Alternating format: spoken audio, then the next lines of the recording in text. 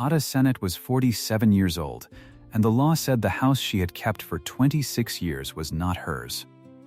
Her brother Elias died in October. She had buried their mother and father at 19 and taken his farm on her own two shoulders and run it clean ever since. The garden. The accounts. The hired men.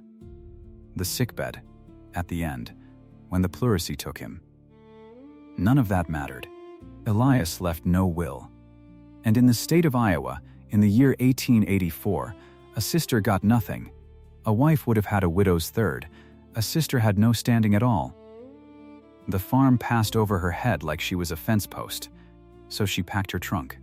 She set it in the front hall. And she did not cry. She oiled the hinges instead, so the lid would close clean. The township trustees sent her one letter. Just one. A place, they wrote, was available to her at the Webold County Poor Farm by the 15th of November. That was the whole of it. That was what her life came to on paper.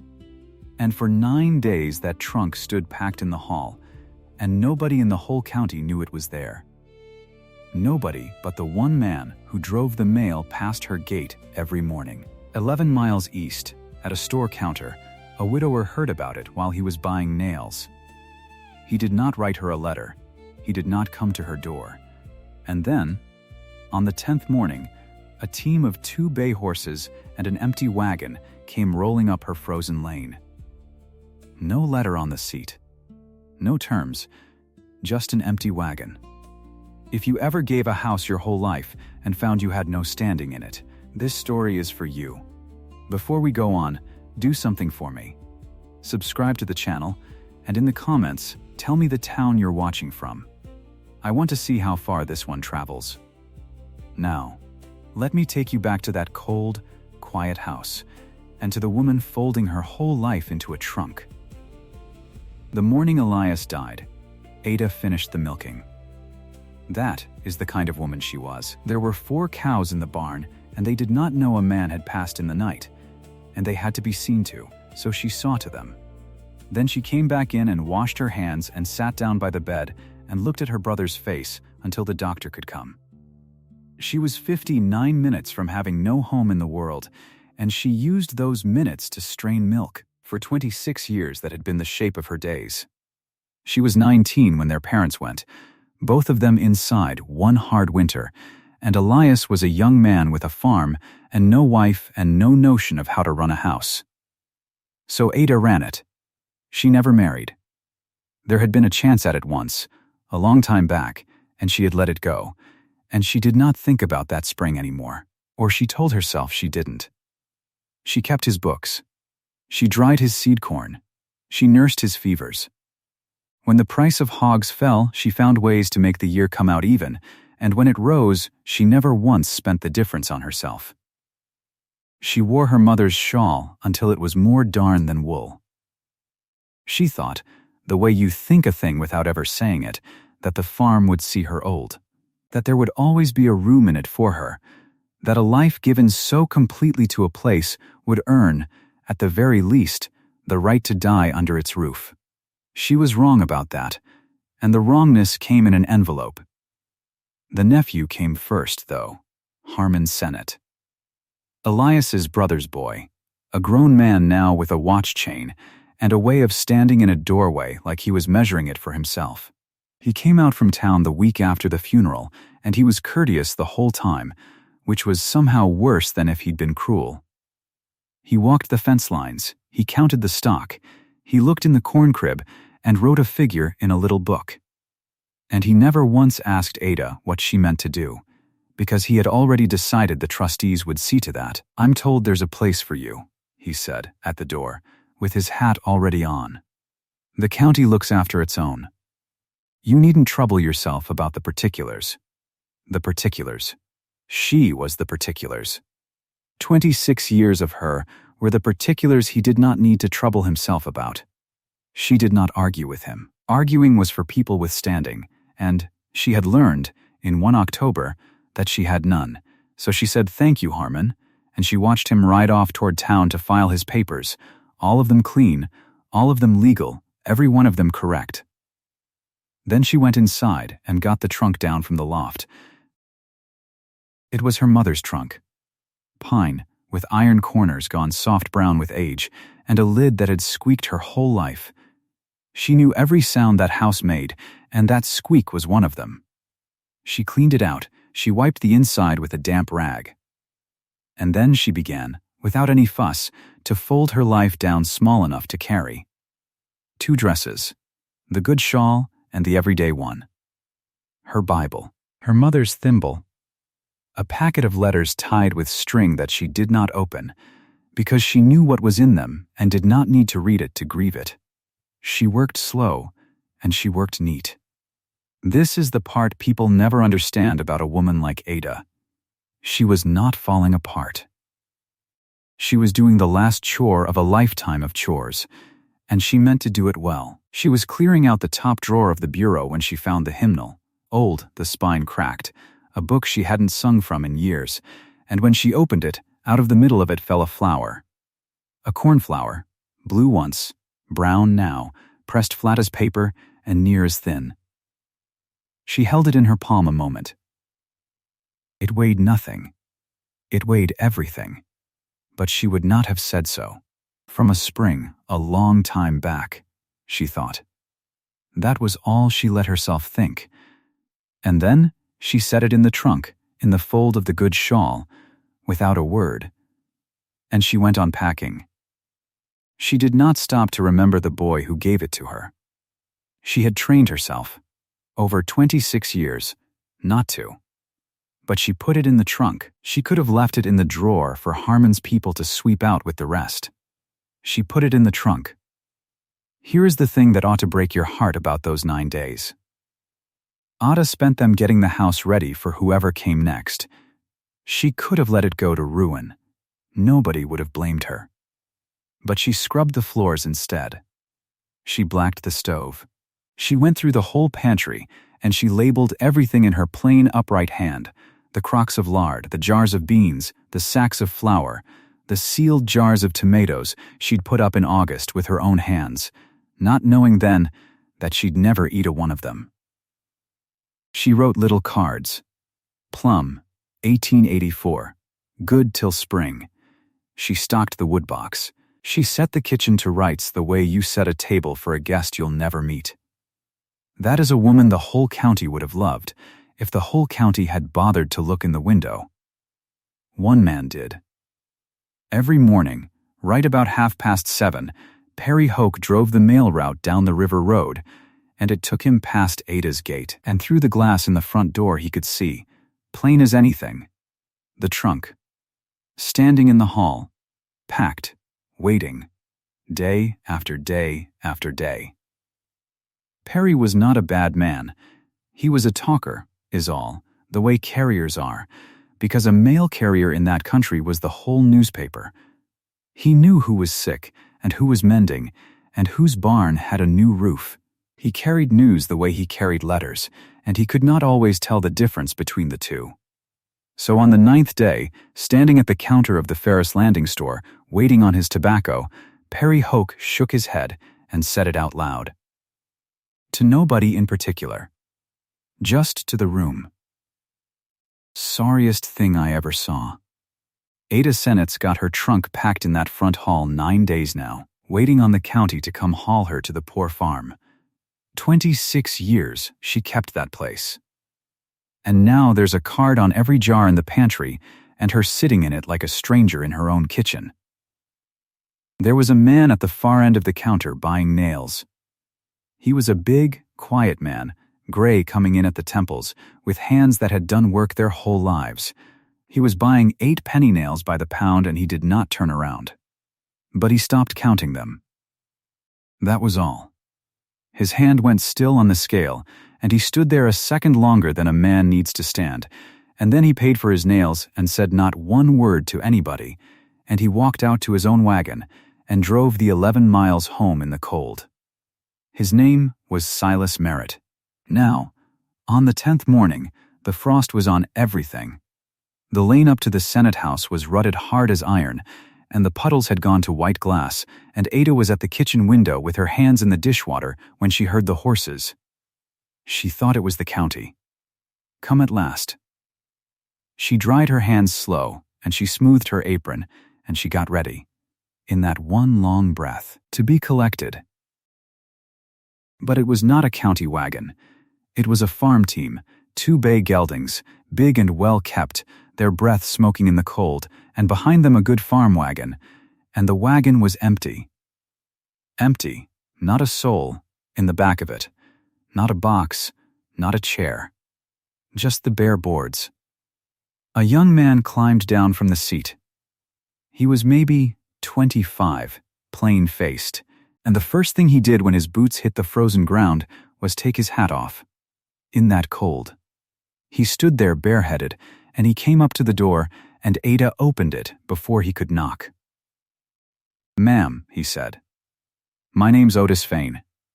I work for Mr. Silas Merritt, out east of here." He turned the hat in his hands. "Mr. Merritt says, and I'm to say it just how he said it, he says, load whatever you want to keep, and I'm to wait, as long as it takes, long as you need." Ada stood in the doorway with the cold pouring in past her. "Is there a letter?" she said.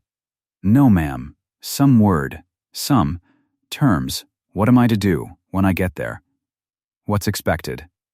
Otis Fane shook his head, honest as a boy. "He didn't send any word but that, ma'am. Load whatever you want. Wait as long as she needs. That's the whole of it. And that right there is the hinge this whole story turns on. So let me stop and say the thing plain, the way it would come to Ada herself 3 cold days later, in the middle of the night. He had not sent a proposal. A woman standing beside a packed trunk cannot say no to a proposal. She is already halfway out the door. She has nothing.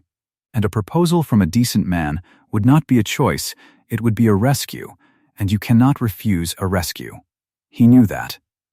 So he did not send a proposal. He sent the one thing in the world she could still refuse. He sent an empty wagon. But Ada did not understand that yet. On the 10th morning she did not understand it at all. What she saw, standing in her cold doorway, was a wagon from a man she had not spoken to in more than 20 years, come to carry her off, and no word to say what she'd be when she got there. And the pride in her, the pride that had worn a darned shawl for 26 years rather than ask her brother for a new one, that pride stood straight up. Harmon was there. As it happened, he'd come out that morning about the corn crib.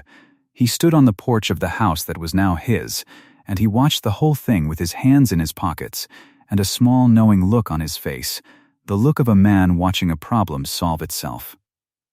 And down at the gate, right on schedule, 7:30, Perry Hoke slowed his mail cart to a walk and took a good long look. Because he could not help himself, and Ada knew, she knew standing there in the cold, that by supper time it would be all over the county. Ada Sennett. Taken in by the Merritt widower. No wedding, no word, an empty wagon. She should have sent it back. Every hard, proud inch of her wanted to send it back. But she looked at the trunk in the hall, and she looked past Otis Fane at the empty boards of the wagon, and there was Harmon on the porch, waiting to be rid of her. And there was the poor farm, 11 miles the other way, with a bed in a long room and her name written in a ledger as a county charge. She had those 2 roads, and no third. So she said, "Wait here," to Otis Fane. And she shut the door, not in his face. Just to think. And she stood in that hall alone with the trunk for a while. Then she opened the door again, and she said, "Quiet, not today." Otis blinked. "Ma'am?"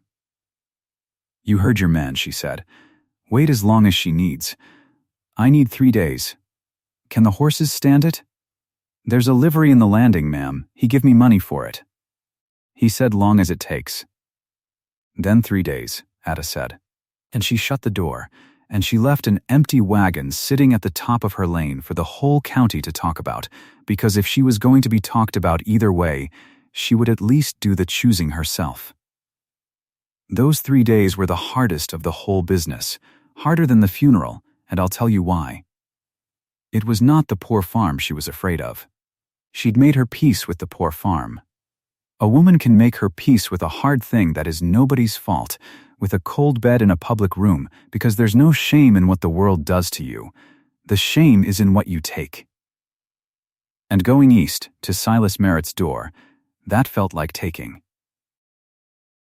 Worse than taking. It felt like collecting. Because Ada knew whose wagon it was. She knew the name of the boy from that spring a long time back, and she knew she'd told him no, more than 20 years gone, and she'd told him no for the plainest reason in the world. Elias needed his house kept, and there was nobody but her to keep it.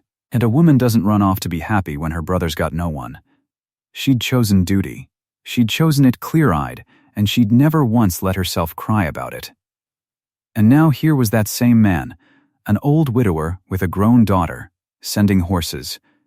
And if she climbed into that wagon, it would look to the county, to Harmon, to Perry Hoke, and worst of all, to her own hard pride, like she was going to collect, late and empty-handed, on a thing she had thrown away herself, like she'd kept his flower in a hymnal for 20 years, waiting for his wife to die. She had not. She had forgotten the flower. She was nearly sure she had forgotten the flower. She spent the first day certain she would send the wagon back and walk to the poor farm on her own 2 feet. She spent the second day at the kitchen table with the trustees' letter in one hand, reading it over and over, available to you by the 15th of November, until the words came apart into nothing. And somewhere in the long cold dark of the second night, she understood the thing that let her go. They were both a kind of being collected. That was the truth of it. The poor farm would collect her into a ledger, and Silas Merritt's wagon might collect her into a corner of a house that wasn't hers. An old woman kept out of pity. Another mouth. Neither one was standing. Neither one was a life she'd built. She had lost the only life she'd built when Elias breathed his last, and no road out of this hall led back to it. But of the two, the county's wagon and the widower's, only one of them she had opened the door to herself. That was the whole of it. That was thin, and she knew it was thin, but it was all she had, and a proud woman will walk a long way on a thin thing. The poor farm would come and take her. The empty wagon she had to climb into on her own, and Ada Sennett had done every hard thing in her life on her own, and she was not about to be carried now.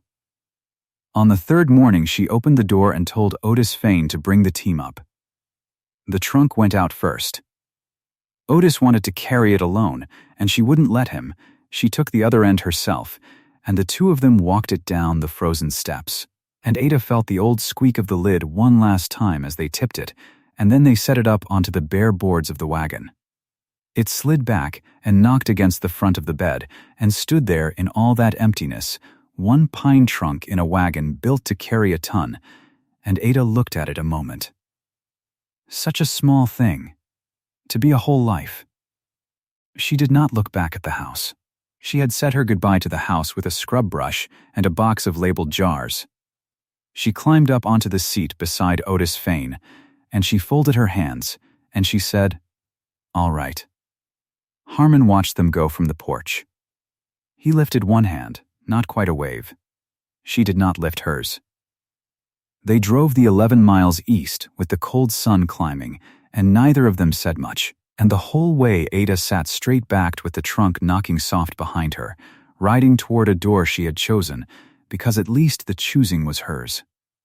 The Merritt place, when it came up out of the river bottom, was a good farm, and she could see that in one look.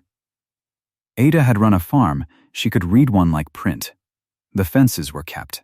The barn was big and tight, with a stone foundation, and there was a dairy house beside it, whitewashed, and the yard was swept even in the cold. A woman's hand was on that yard. Somebody kept this place, and kept it well, and Ada's stomach tightened, because a place this well kept did not need her. That was the first thing she understood, coming up the lane. This was not a house waiting to be run. This was a house already run. A young woman came out onto the step before the wagon even stopped.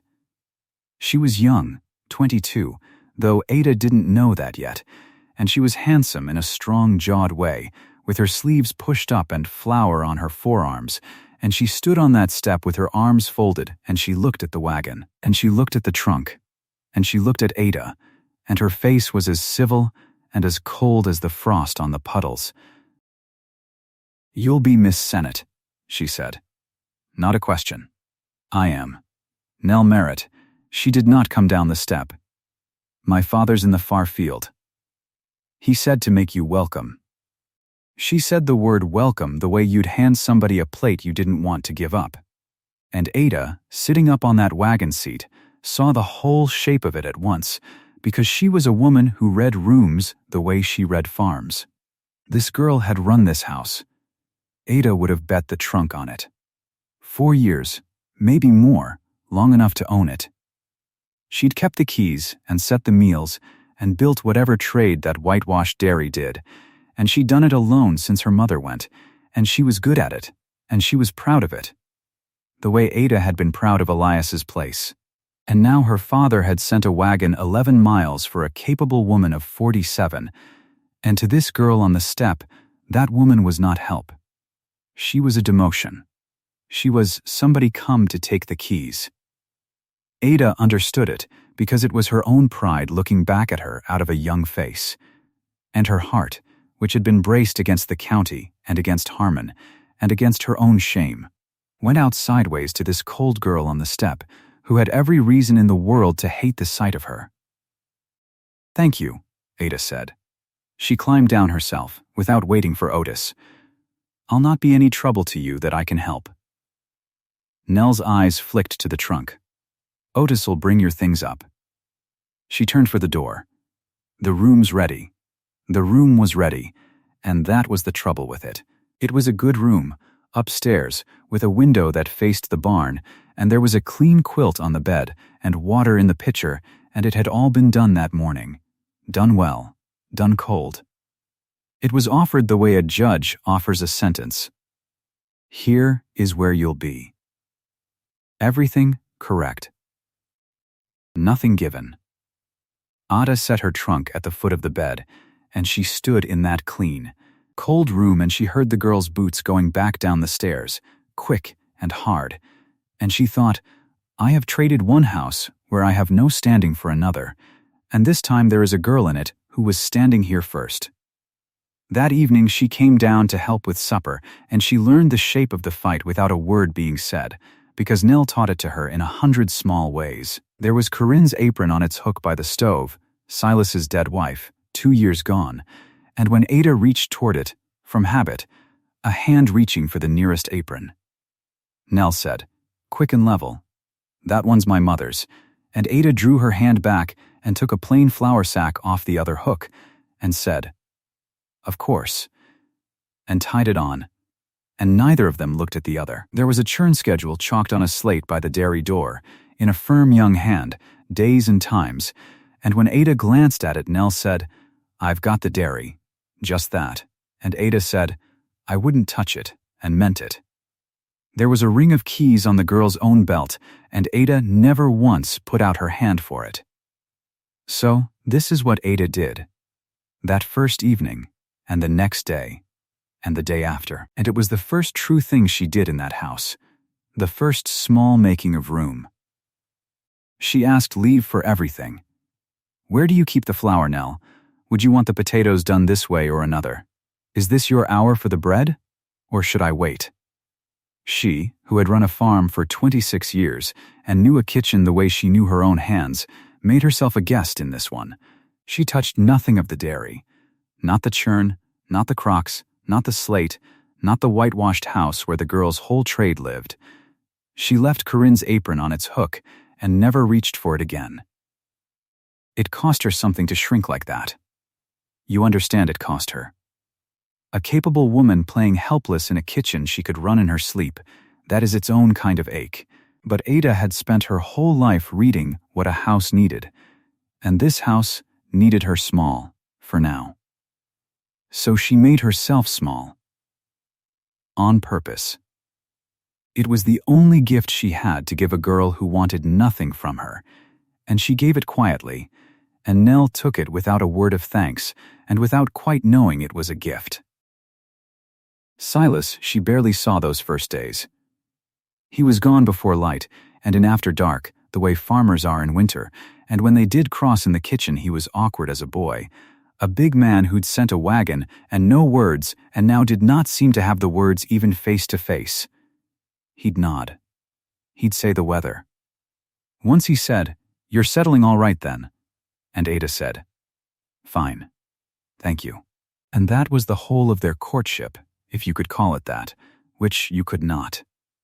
But on about the fourth evening, Silas Merritt cleared his throat over the supper table and said the thing he'd clearly been working himself up to say.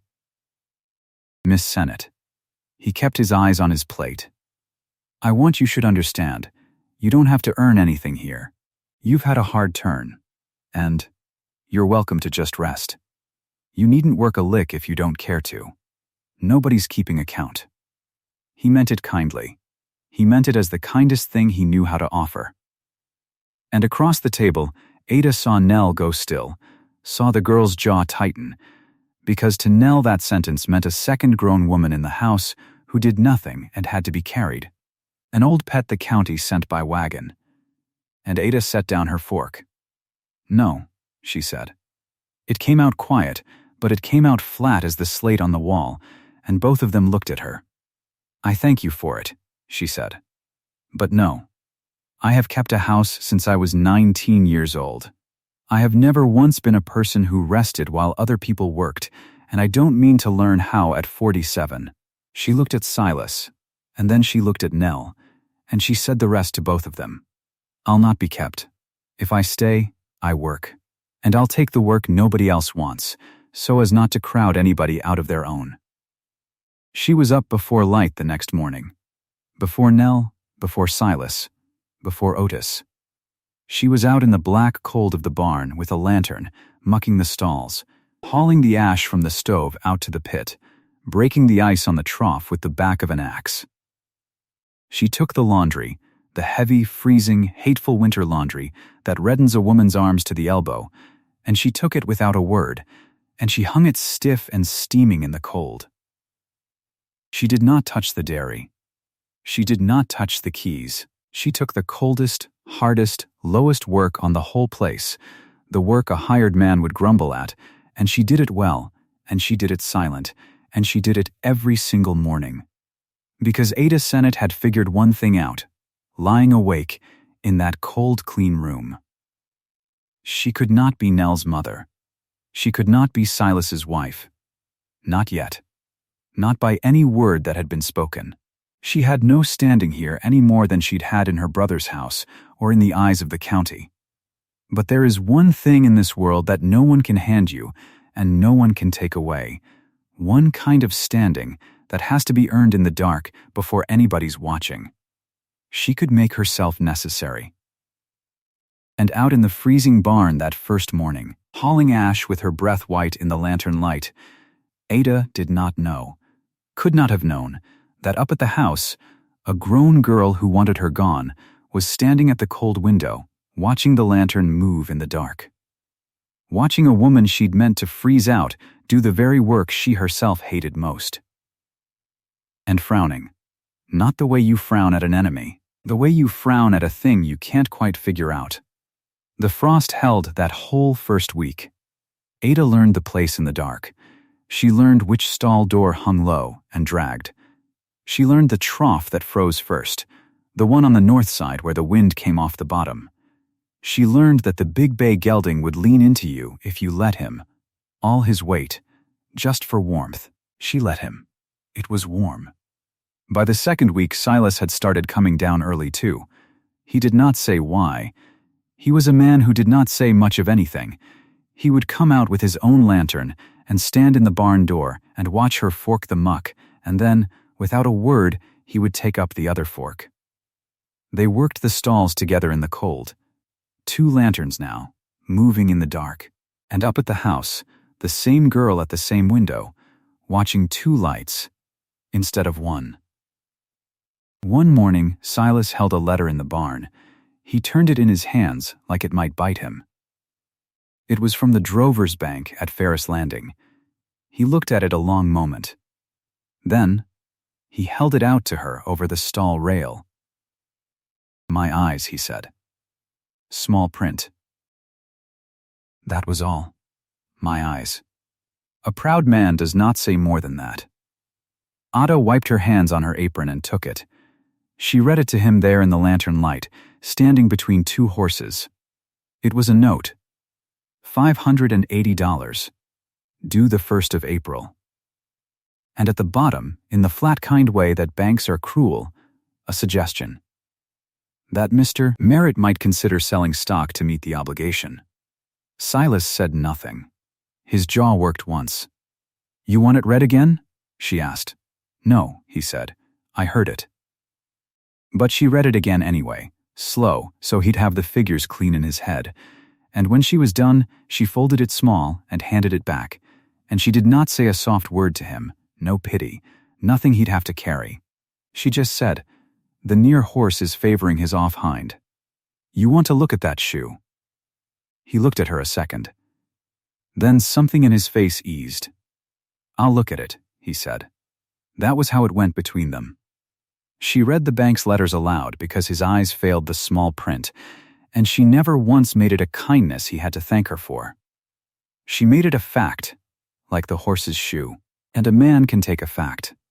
There was the bench too. The long bench at the kitchen table sat too high for her, made for men. Her feet swung an inch off the floor like a child's, and she'd sit straight-backed so no one would see it. She never said a word. But one evening she came in from the barn, and there was a footstool under her place. Pine, new planed, the corners still pale where the draw-knife had been. Nobody said who made it. Silas ate his supper and looked at his plate. But she'd seen the shavings on the workbench that afternoon, and she'd seen the plane set back exactly where it lived. And she knew. She put her feet on it and said nothing. That was the way of them both. He built her a thing and didn't speak of it. She took it and didn't speak of it. Between two people who'd both learned young that words cost more than their worth, a footstool can say a great deal. She noticed he didn't eat when he was worried. The night after the bank's second letter came, his plate sat cold. He pushed the food around and got up and went out to the barn to do nothing at all, just to stand in it. So, Ada did a small thing. She took his plate and set it on the back of the stove where the heat was low and steady, and when he came in at 9:30, chilled through and hollow-eyed, it was there. Warm, waiting. She didn't say eat. She didn't say a word. She was already gone up to her cold, clean room. But he ate it. She heard the fork. And there was the lantern on the ice path. The path from the house to the barn, glazed over hard by January. She'd nearly gone down twice, out before light. And then one morning there was a lantern already lit and hung on the nail by the barn door, throwing yellow across the worst of the ice so she could see her feet. Every morning after that it was lit before she came out, Silas rising in the black cold to hang a light so a woman he'd said nothing to wouldn't fall. The cornflower stayed in the trunk. Nobody spoke of it. Nobody knew it was there, but her. Now understand, while all this was going on, while a man and a woman thawed toward each other one silent kindness at a time, and neither would say it out loud, there was a third person in that house, watching every bit of it. Nell saw the two lanterns. Nell saw the footstool. Nell saw the warm plate and the lit path. And Nell did the arithmetic that a girl of 22 does. She saw her father coming alive again, and she was glad of it, and afraid of it in the same breath. Because a father coming alive meant a new woman in the house, fixed and permanent. And a fixed permanent woman of 47, capable, quiet, necessary, that woman would run this house. And Nell had run this house for 4 years. Since she was 18. Since the morning they carried her mother out. So Nell kept her keys on her belt, and her hand on the dairy, and her spine straight. And Ada, for her part, kept touching nothing. That was the thing Nell couldn't figure. Ada never reached for the keys, never once went into the dairy uninvited. The churn schedule was chalked on the slate by the dairy door in Nell's own hand, and Ada read it and worked around it, and never changed a mark.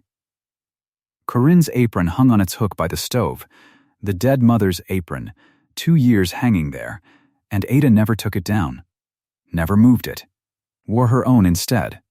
She'd ask leave for everything, leave to use the big kettle, leave to bring in wood, leave, from a woman who was clearly born to command a kitchen and chose, every day, not to. It should have satisfied Nell. It didn't. It confused her. You can hate a woman who fights you for the keys. It's very hard to keep hating a woman who won't even touch them. Then the pressure came to a head, the way pressure does. Silas had to make the April note, $580 by the 1st, and no way to raise it out of the ground in winter.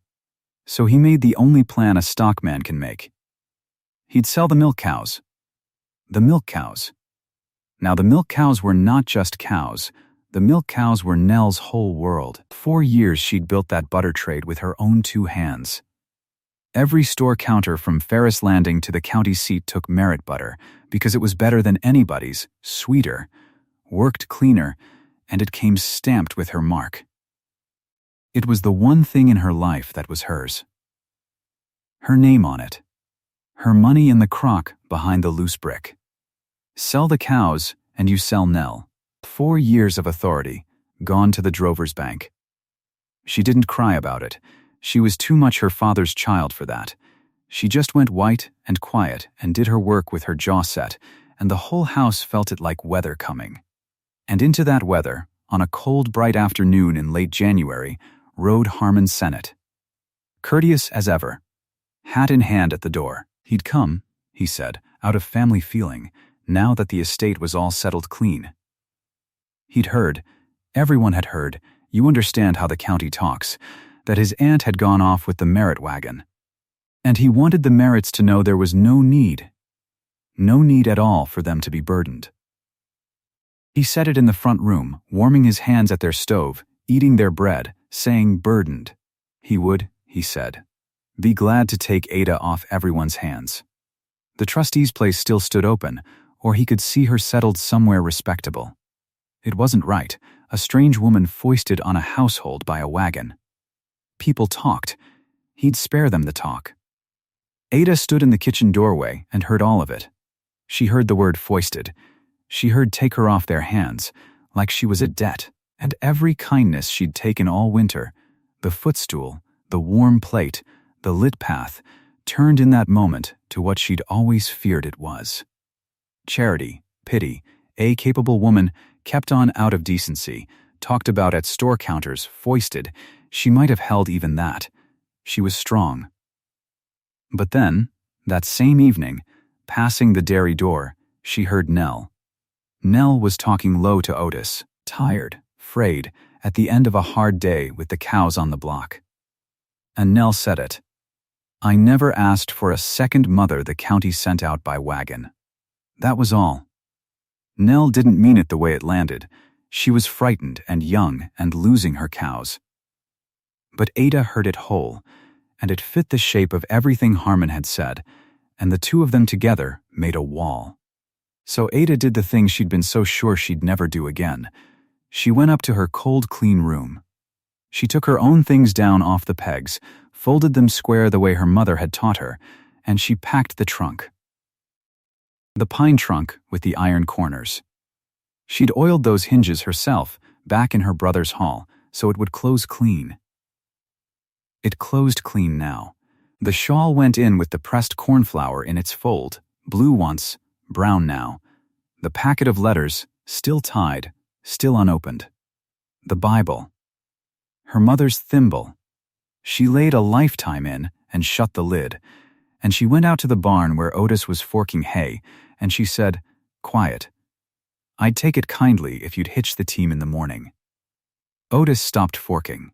He looked at her a long moment. He was about 25, and not a talker either, but he had eyes. Ma'am, he said. You sure? I'm sure. He set the fork against the wall. He didn't argue. He'd been given one instruction the day he first drove that wagon, and he'd kept it. Load whatever she says. Wait as long as she needs. So he went to hitch the team. But he went past the house first. and he said one low sentence to Silas Merritt at the woodpile. And Silas came. He found her in the barn, standing by the packed trunk in the lantern light, buttoned up to go. He stood in the door the way he'd stood every morning that winter. He didn't come at her fast. He didn't reach for her. He didn't do the thing a lesser man would have done, which is beg. "You're going," he said. "I am." "Harmon?" "It's not Harmon." She kept her chin up. "It's that he's right. I've been foisted on you. A wagon dropped a woman at your door, and you were all too decent to send her back. Well, I'll spare everybody the decency." Her voice didn't shake. That was the worst of it, how steady she kept it. "I've been collected before, Silas Merritt, by my brother's need at 19, by the county at 47. I won't be collected a third time by a family's good manners." And then Silas Merritt, who did not say much of anything, said the thing he'd carried 19 years plus 26 more. "You weren't foisted," he said. "I sent for you. But not the way you think." She waited. "You remember a spring," he said. "A long time back. You'd have been 19. There was a boy asked you something down by the low water, under the cottonwoods, and you told him no. You told him your brother had just buried your folks and needed the house kept, and you couldn't. And the boy went off and was sore about it a good while, and then he married a girl named Corinne and farmed 11 miles east and was glad of his life. Buried her well, 2 years back. Grieved her honest. The lantern hissed. Ada did not move. That was me, Silas said. The boy from the spring. That was me, Ada. She knew it. Somewhere she'd always known it. The cornflower in the trunk went hot in her mind. Blue once, brown now, pressed flat these 28 years.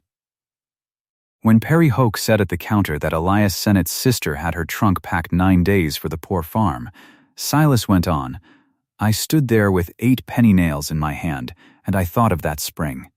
And I'll tell you exactly what I did. And why. Because you've got it wrong and it's going to cost me you if I let you go on getting it wrong." He took one step in. Just one. I could have sent a proposal. Man's within his rights. But you think on it. His voice was low and even.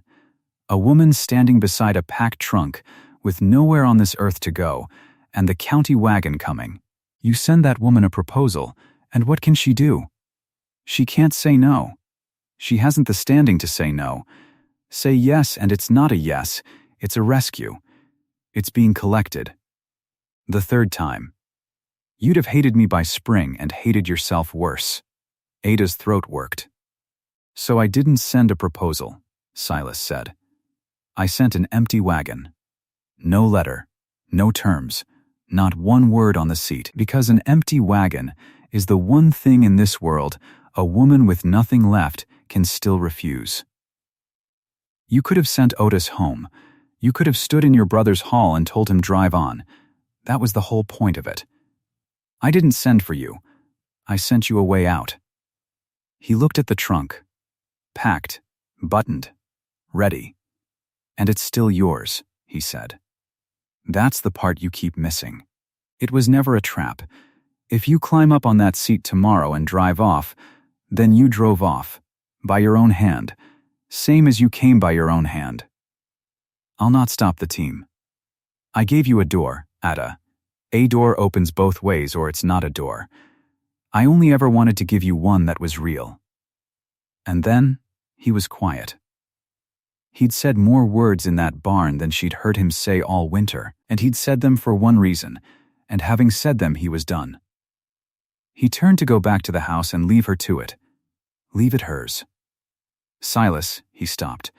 The cornflower, she said. Her voice had gone. It's in the trunk. I've had it in a hymnal since that spring. I put it in the trunk the day I packed to leave my brother's house, and I never once asked myself why. Silas Merritt stood very still in the barn door. Well, he said, after a while. Just that. Well, but she heard, in that one dry word, a whole life turn over. She did not drive off in the morning. She unpacked the trunk. Slow, this time. Not because a man had asked her to stay, because for the first time since she was 19 years old, the choice was real, hers, both ways, and she chose the door. She set the shawl back on its peg with the cornflower still folded inside it, and she carried the empty trunk up to the foot of her cold, clean bed, and she went down and lit the barn lantern herself, and put it on the nail, and hung it for whoever rose next. But none of that was the hard thing yet, because the cows still had to be sold. And here is where the story turns, and it doesn't turn on the man at all. It turns on the two women. It was February when they settled it, all three at the kitchen table, the account books out, the lamp low, and the plain fact between them like a stone, $580, due the 1st of April, and the milk cows the only thing on the place worth that much cash. Silas was ready to sell. His mind was made. It was the herd or the farm. And Ada, who was coming to marry this man, who could have sat at his side and been the new mistress of the house and let the girls' butter trade go under to save the family land, Ada could have won the whole thing right there. Take the cows, save the farm. Nell demoted at last, and no one could fault it, because it was only sense. Instead, Ada said, "Don't sell them." Silas looked up. "There's another way to make the note," she said. "It's a harder way, and most of the hardness falls on me, and I've counted it, so don't argue the figures with me. I've been doing figures since I was 19. She laid her own reckoning on the table, penciled small. "The winter's not over. There's outside labor to be had, hauling, the ice cutting on the river, wood for the town families. The worst of it, the coldest of it. I'll take it.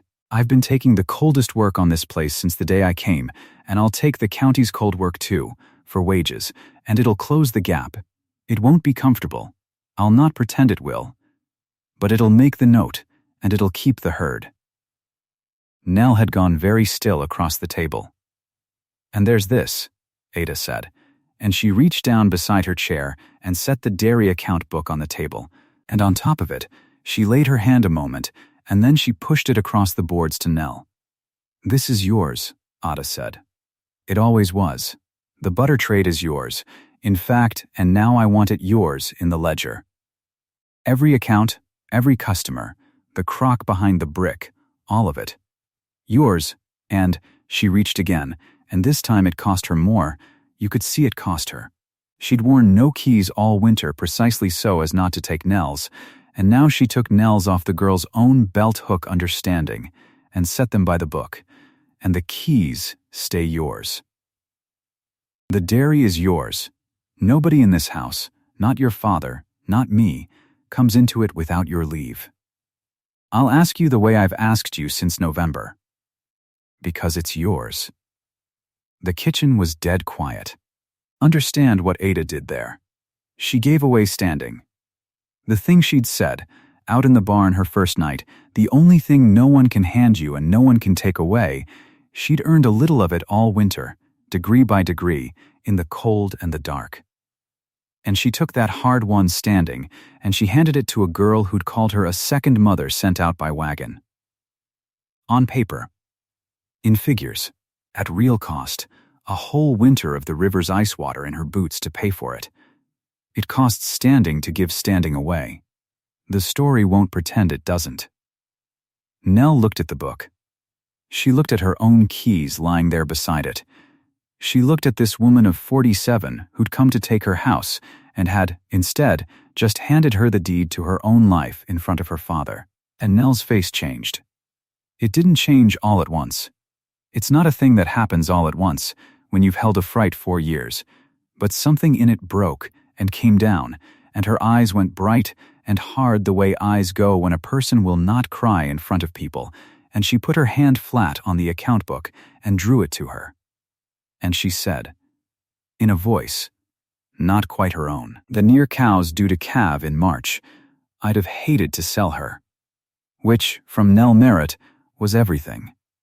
They were married in April. It was a small thing.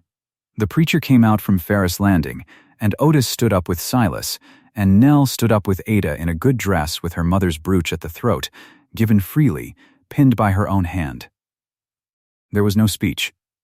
Silas Merritt was not going to start making speeches at 51. When the preacher asked him the words, he didn't orate. He looked at her, and he said her name, just her first name, Ada, the way a man says a thing he's kept a long time in a safe place. And that was the whole of his vow, and it was plenty. The weather turned that same week. First true spring. The ice went out of the bottom, and the cottonwoods hazed green down by the low water, where a boy had once asked a girl a question under those same trees. But here's the thing, and it's the thing the whole story has been walking toward, so mark it. The marriage was not the climax. The climax was a piece of paper, and the person who insisted on it was 22 years old. It was Nell. A week after the wedding, Nell came into the kitchen with her jaw set the way it set when she decided a thing, and she put it plain to both of them. A marriage was fine, she said. Feeling was fine. But she'd watched a good woman lose a whole house to the law once already. Her aunt by marriage now, Ada, turned out of a place she'd kept 26 years because a piece of paper said a sister got nothing. And Nell was not going to stand by and watch it happen twice, not even to the woman she'd once wanted gone. We put it in writing, Nell said, all of it. Signed, so they sent for the man who draws such papers, and they drew it. And on an April morning, with the light coming clean through the kitchen window and 3 cups of coffee going cold on the table, the 3 of them signed it. Nell read it aloud herself, in her own voice. She read the clause that gave Ada a 1/3 life interest in the home place, her rights fixed in figures. Fixed like a widow's, though she'd come to the house on an empty wagon with no terms at all. No nephew, no county, no law could ever turn this woman out of this house. It was written. It was hers. Then Nell read the second clause, the one she'd insisted on just as hard. The dairy, and every dollar it made, was Nell's own, in law, separate and clear, hers to keep whatever came. Silas signed first. He bent close to the page, his bad eyes near the paper, and he wrote his name slow. Ada signed second, her hand steady, and Nell signed last. And when she'd done it, she set the pen down flat on the table, careful, deliberate, the way a person lays down something they've been carrying a long time. The way you set down a fight. Perry Hoke was called in off the river road to witness and to carry it to the courthouse and see it recorded. He read it over, the whole county's information network reading the one piece of county news he'd set moving himself, back at a store counter with a widower and a keg of nails. He folded it into his mail pouch. Well? Perry said, echoing, without knowing it, the one word Silas had said in the barn. That's a thing done right. And it was recorded. In the county book, in figures. Ada Sennett Merritt, a 1/3 life interest, in plain ink, where nobody's goodwill could ever reach it. Now think, a moment, on the 2 women Ada might have been. There was the woman who gets collected. Picture her. The county wagon comes on the 15th of November, and she climbs up because there's nowhere else, and she rides to the Webold County poor farm, and her name goes in the ledger there as a charge on the public, a woman of 47 with no door of her own and no standing anywhere on God's earth. That was the near thing. That was 11 miles and 3 days from happening. And against her, this, the woman who gets offered a place. A recorded 3rd in a warm house. A husband who lights a lantern on the ice so she won't fall. A girl who was going to freeze her out, signing a paper to keep her safe. And the difference between those 2 women, that's the whole story, and it fits in the bed of one wagon, because the poor farm wagon would have taken her whether she willed it or no. And the empty wagon left her free to say no. That empty wagon, no letter, no terms, not one word on the seat, it turned out to be the most serious thing anybody ever said to Ada Sennett. It said, "Here is a door, and it opens both ways, and it is yours." Harmon Sennett heard about the marriage in due course, and the recorded third with it. He was at a store counter when he heard, "It's always a store counter, in that country," and he was quiet a moment, doing his own arithmetic, the kind that comes up short. And he said one thing, to nobody, to the counter, to the air. So she landed on her feet after all, and that was the last anyone needed to hear from Harmon Sennett. As for the trustees' letter, the one that offered a place, available to you by the 15th of November, Ada kept it a good while. And then, one cool evening the next fall, she used it. At last. She twisted it up and put it under the kindling and lit the spring stove with it, and it made a small, clean flame, and was gone. 6 months on, the trunk sat at the foot of the marriage bed, the pine trunk with the iron corners. It didn't hold a packed life anymore, waiting for a wagon. It held blankets now, the good ones, folded square. A blanket chest. The hinges still closed clean, she'd oiled them once, in a hall 11 miles west, so a lid would shut without crying. And they never had cried. Not once. Through the hall and the wagon, and the packing and the unpacking. And pressed flat inside the lid, where she'd finally set it loose from its hymnal, lay the cornflower. Blue once. Brown now. From a spring a long time back. Nell's butter took a blue ribbon at the county fair that fall, under her own name. Merit, her mark on it, and the crock behind the brick getting heavier, and every cent of it hers on a paper in the courthouse.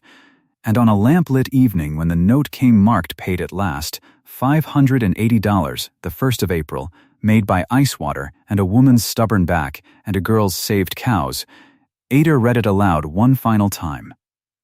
The way she'd read all the bank's letters, because his eyes still failed the small print. But Silas wasn't watching the page, he was watching her.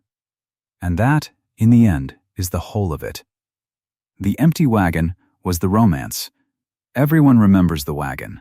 2 bay horses coming up a frozen lane, no letter on the seat, the most patient declaration a silent man ever made. That's the part they'll tell at the store counters for years. But it wasn't the wagon that made it last. It was the paper. The plain, signed, recorded paper that fixed a woman's third and a girl's dairy in figures no goodwill could ever undo. The wagon made the love. The paper made it survivable. And the one who insisted on the paper, the one who understood, at 22, that feeling is not the same as standing, and that you write it down, you always write it down, was a girl who'd once stood at a cold window in the dark, watching a lantern move, frowning at a woman she couldn't figure out. If you've ever given a house your whole life and found you had no standing in it, I think you understand Ada Sennett better than most. Tell me the town you're watching from tonight. I'd like to see how far this one travels.